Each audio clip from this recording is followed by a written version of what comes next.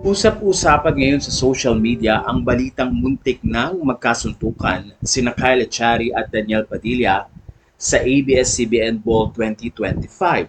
Ayon sa mga kwento, masyado daw nalasing si Kyle at very touchy kay Catherine Bernardo. Makikita kasing may mga video na magkasama ang dalawa. At dahil daw dito, tila hindi nagustuhan ni Daniel ang ginawa ni Kyle. Narito ang kwento ng isang Catherine Bernardo na username ng isang social media page.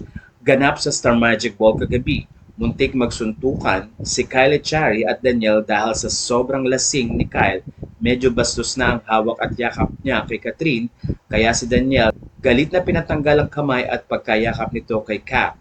To the rescue naman si JK Labajo sa kanyang kaibigan na si Kyle, while to the rescue din si Richard Gutierrez na kasama ni Daniel sa kanyang teleserye. Ganda ni Kat pagkatapos na post ng nasabing social media page. Sa isang comment naman sa X ay napagrabe si MJ Felipe. Ilang netizen naman ang nagtanong at nag-comment ng ganito. Te, may bugbugan ba? Kinda. Kaya pala may isang nag-post kagabi ng grabe. Sino kaya yan? Totoo, grabe. Well, sa puntong ito ay wala namang any video na makikitang nagkaroon nga ng tila hindi pagkakaunawaan sa pagitan ng mga nasabing aktor at ni Catherine Bernardo. Bagkos sa ilang mga photos na masaya silang naglalakad, kasama ni Catherine, si Kyle, nandoon din ang Don Bell, pati na rin si Dali De Leon.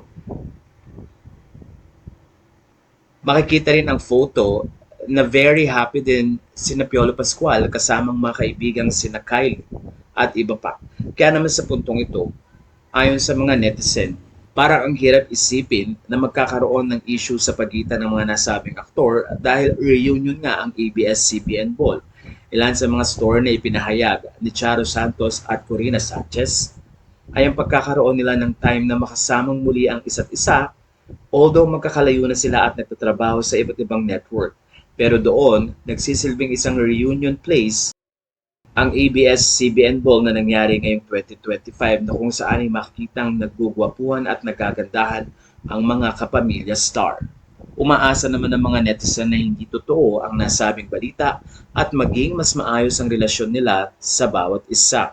Wala na pong masasabi niyo sa story nito.